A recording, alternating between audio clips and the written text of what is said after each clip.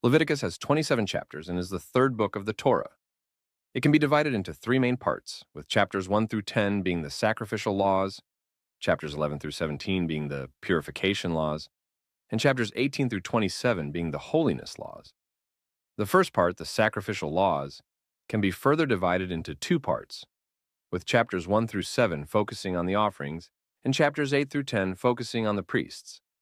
Let's take a look at chapters 1 through 7, which cover the offerings, which are the 5 major offerings of Israel, and include the laws for how to perform the offerings, burnt offerings, meal offerings, peace offerings, sin offerings, and trespass offerings, as well as supplemental laws for what to do with the remains of the offerings.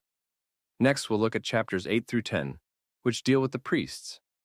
In this section, the priests who will offer the sacrifices according to the sacrificial laws are set up, and the first sacrifice is performed. It consists of announcing to the people that Aaron and his sons have been chosen by God to be high priest and priests through the priestly consecration and inaugural sacrifices, followed by Aaron and his sons offering the first sacrifice, and Aaron's sons Nadab and Abihu being judged for using strange fire. Next, we'll look at the second part of the book, chapters 11 through 17, which cover the purification laws. The purification laws are again divided into two parts, with chapters 11 through 15 dealing with physical purification and chapters 16 and 17 dealing with spiritual purification. Let's start with chapters 11 through 15, which deal with physical purification.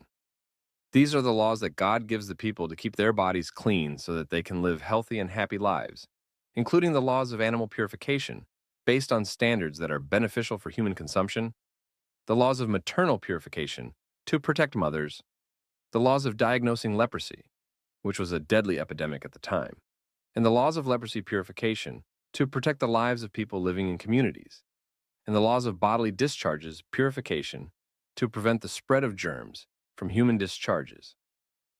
Note that this section focuses on the call to the Israelites to be fruitful and multiply and replenish the earth, so it's easy to remember each chapter by considering the following sequence: eating for life as the basis of life to be fruitful, protecting mothers to encourage childbirth to multiply, and preventing the spread of plague and other pathogens to replenish the earth. Next, we'll look at chapters 16 and 17, which deal with the spiritual purification, which consists of the laws that God commands to keep the people's souls pure so that they can lead strong and happy lives, including the laws regarding the Day of Atonement, which explains why the Day of Atonement must be offered as a sacrificial offering and why it must involve the shedding of blood. Next, we'll look at the third section, chapters 18 through 27, which deal with the holiness laws. The holiness laws can be further divided into 4 sections. Chapters 18 through 20 deal with the holiness of the people. Chapters 21 and 22 deal with the holiness of the priests. Chapters 23 through 25 deal with the holiness of the feasts. And chapters 26 and 27 deal with the holiness of devotion. So let's look first at chapters 18 through 20, which deal with holiness for the people. This section consists of laws for personal sexual holiness, which are important and fundamental for the people to live holy lives, general social holiness laws, and death penalty crimes. In this way, God warns the people to live holy lives by declaring.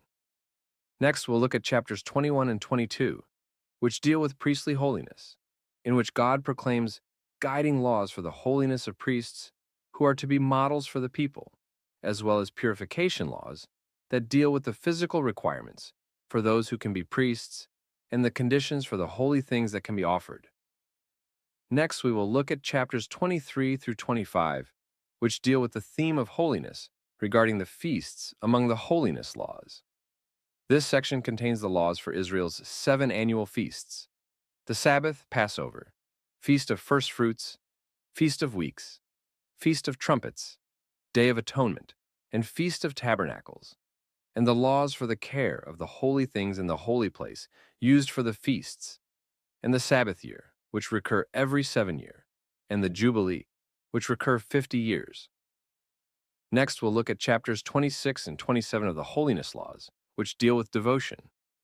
These sections deal with the devotion of the people, stating that they will be rewarded for their obedience and punished for their disobedience, as well as the vows of devotion and the tithing of their possessions.